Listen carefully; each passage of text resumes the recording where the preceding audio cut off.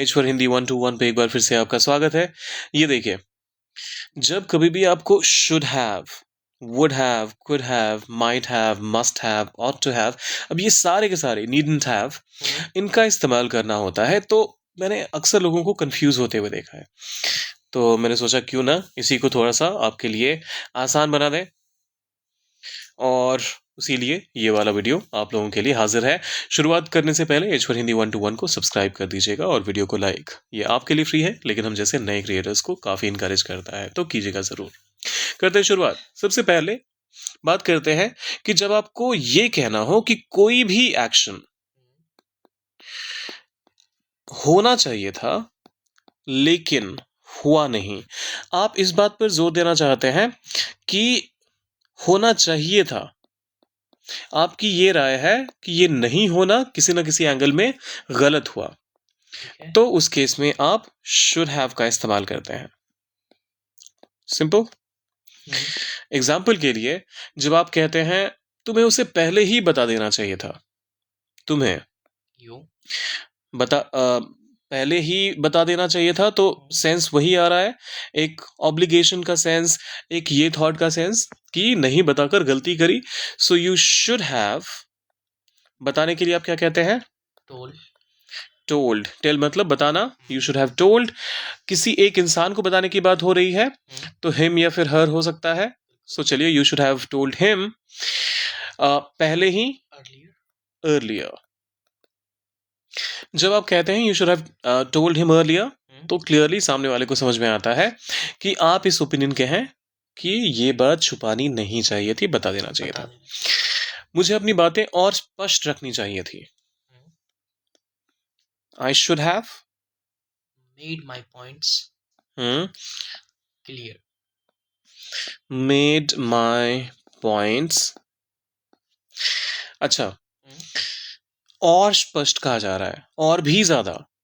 तो अगर आप क्लियर कहते हैं, क्लियर का जब कंपैरेटिव डिग्री की बात करते हैं तो क्लियरर कहते हैं, मोर क्लियर नहीं। I should have made my point clearer. फिर आता है तीसरा एग्जाम्पल, उसे अपनी गलती मान लेनी चाहिए थी। He should have गलती मानने के लिए admitted his mistake. Okay. He should have admitted his mistake. अब आता है कि अगर आप ये कहना चाहते हैं कि जो आपका इंटेंट था, जो होना चाहिए था और जो लॉजिकली हुआ, लेकिन कहीं ना कहीं वो रुक गया, कोई ना कोई उसके पीछे एक रीजन आया और फिर वो रुक गया, कोई ना कोई एक कंडीशन, जैसा आप कहते हैं, कंडीशन डालना चाहते हैं, तो उस केस में आप वुड हैव का इस्तेमाल करते हैं।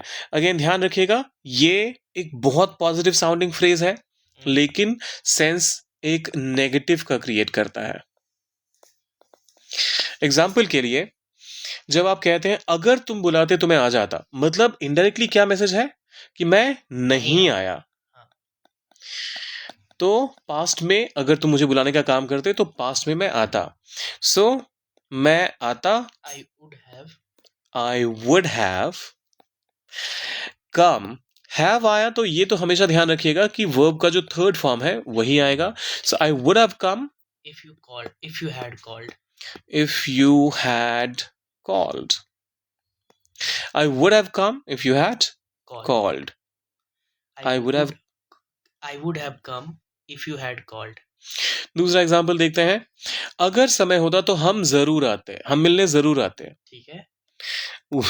फिर से हम क्लियरली कहना चाह रहे हैं we would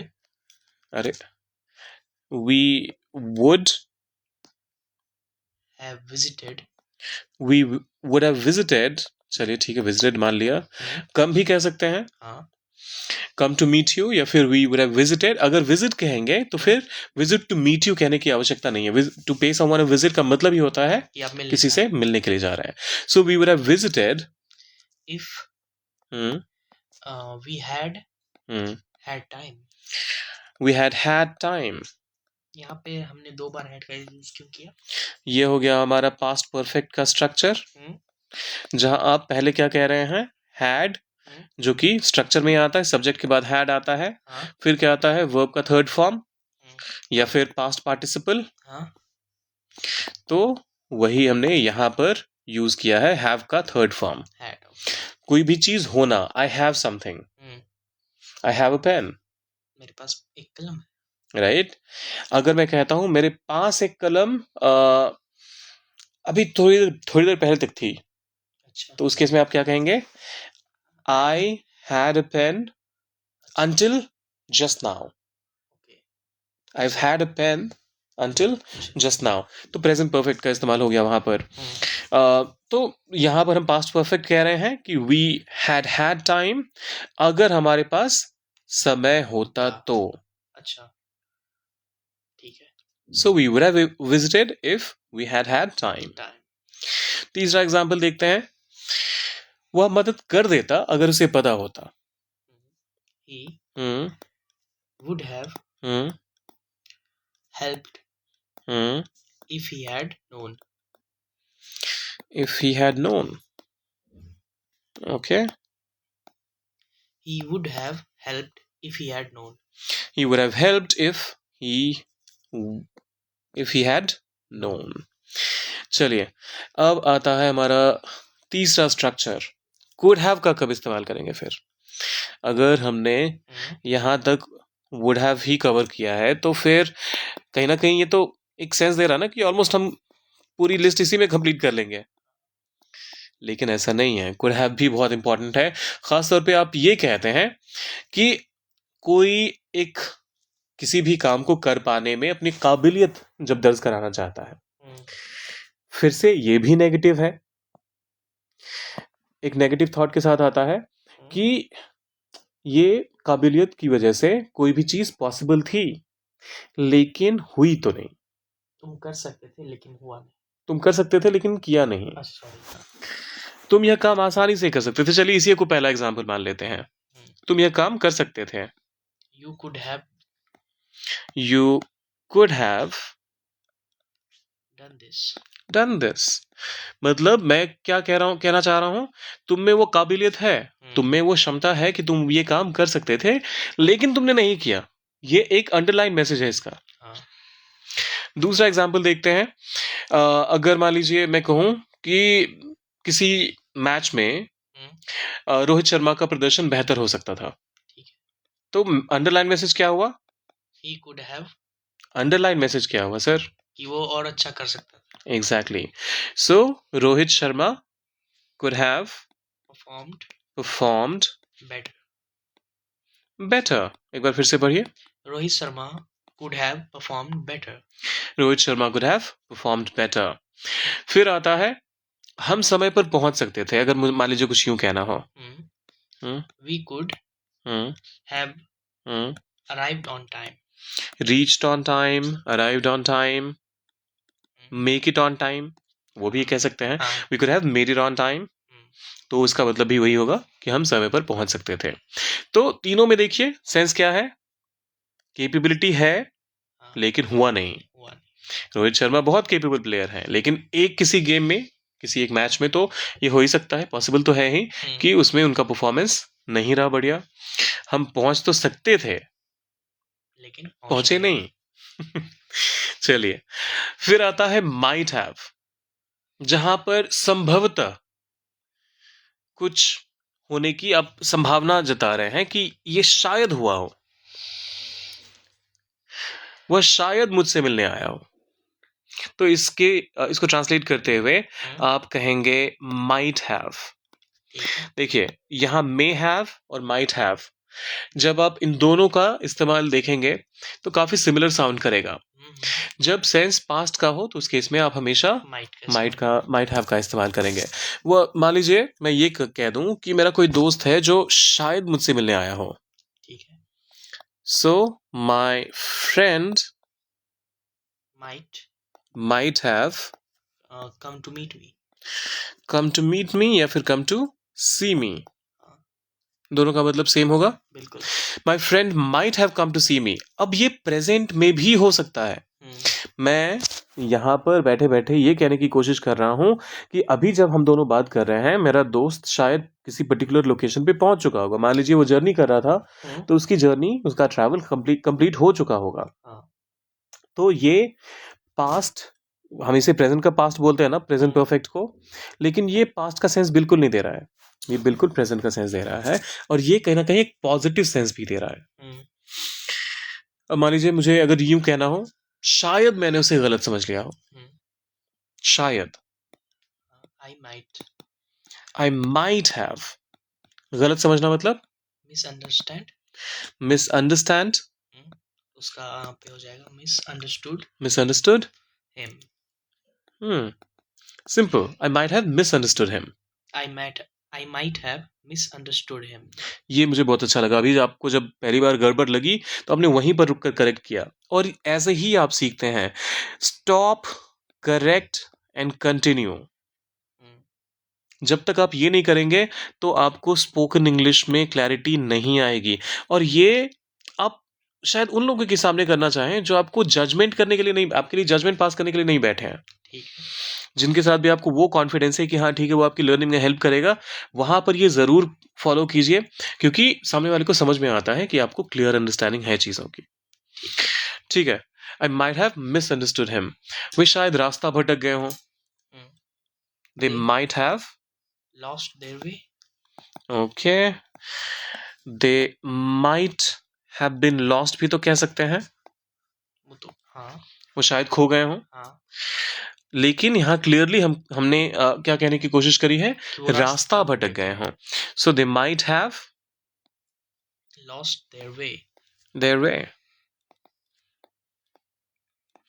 चलिए अब अगला वाला देखते हैं, जहां पर आप ये कहना चाहते हैं कि कोई बहुत ही स्ट्रांग लॉजिकल रीजन है जिसकी वजह से आप बहुत ज़्यादा असर्टन होके ये कहना चाहते हैं कि कोई भी एक पास्ट एक्शन में कोई ना कोई तुम्हारा रिएक्शन रहा होगा, या फिर कोई ना कोई सिचुएशन ज़रूर रही होगी.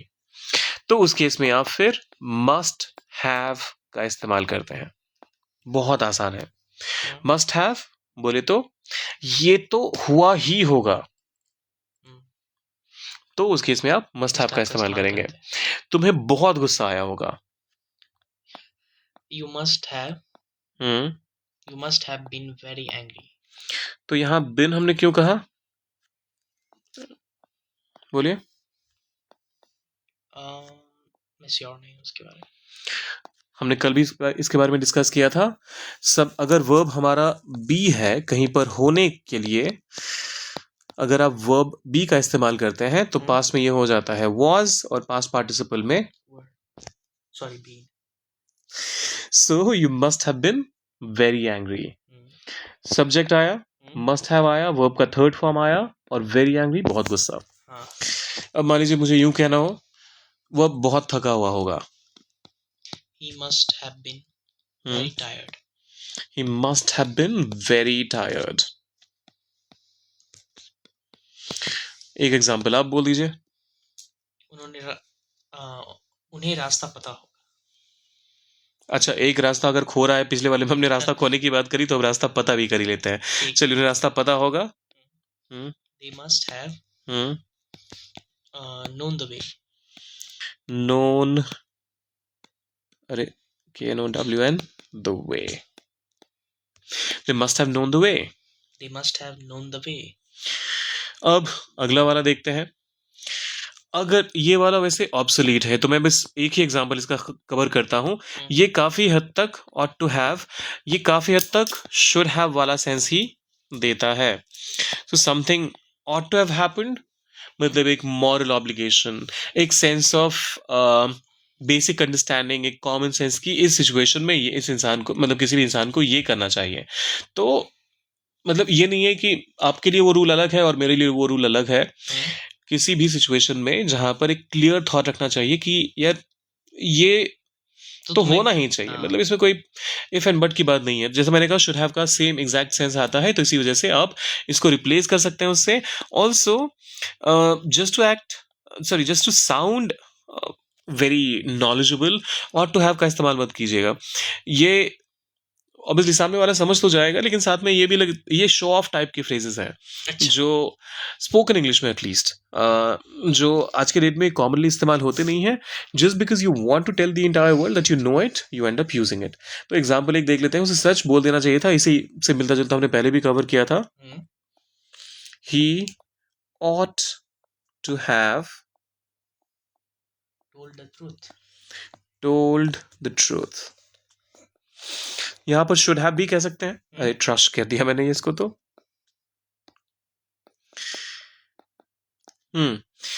यहां पर हम should have भी कहेंगे तो भी सेम ही सेंस आएगा, और इसी वजह से इसके बारे में फिर अलग से डिस्कशन करने की आवश्यकता एज सच है नहीं। चलिए अगले पे चलते हैं। जब आप needn't का इस्तेमाल करते हैं, जब आप ये कहना चाहते हैं कि ये हुआ लेकिन इसको बिल्कुल भी नहीं होना चाहिए था। हम्म,